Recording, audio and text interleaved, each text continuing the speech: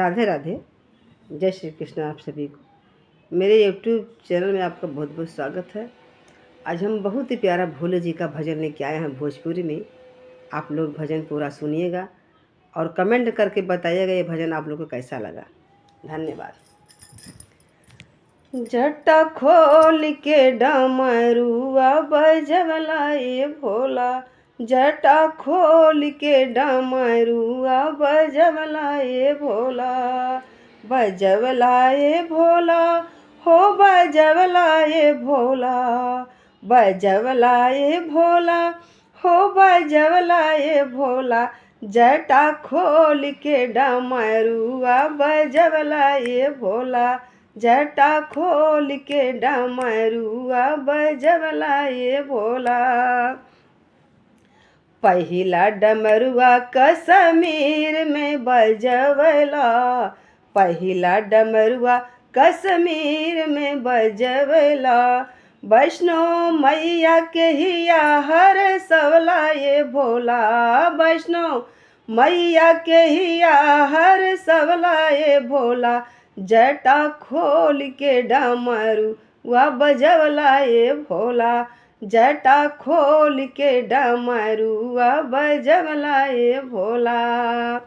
दूसरा डमरुआ कलकत्ता में बजवला, दूसरा डमरुआ कलकत्ता में बजवला, काली मैया के हिया हर सवला ये भोला, काली मैया के हिया हर सवला ये भोला, जटा खोल के डमरुआ बजवला ये भोला, जटा खोल के डमरुआ बजवला ये भोला।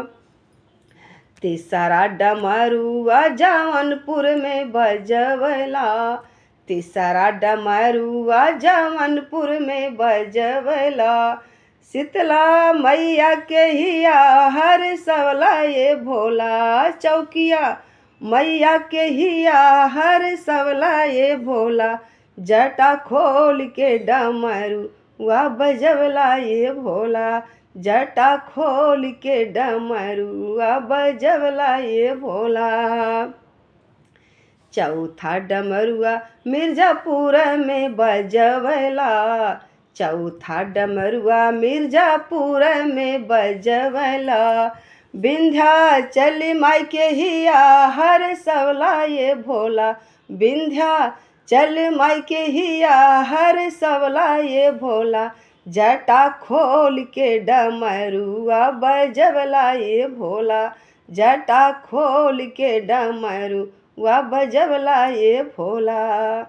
पांचवा डमरुआ मुंबई में बजवला, पांचवा डमरुआ मुंबई में बजवला, मुंबा देवी के हिया हर सवला ये भोला, मुंबा देवी के हिया हर सवला ये भोला, जटा खोल के डमरुआ बजवला ये भोला, जटा खोल के डमरुआ बजवला ये भोला, बजवला ए भोला हो बजवला ए भोला, बजवला ए भोला हो बजवला ए भोला, जटा खोल के डमरुआ बजवला ये भोला, जटा खोल के डमरुआ बजवला ये भोला।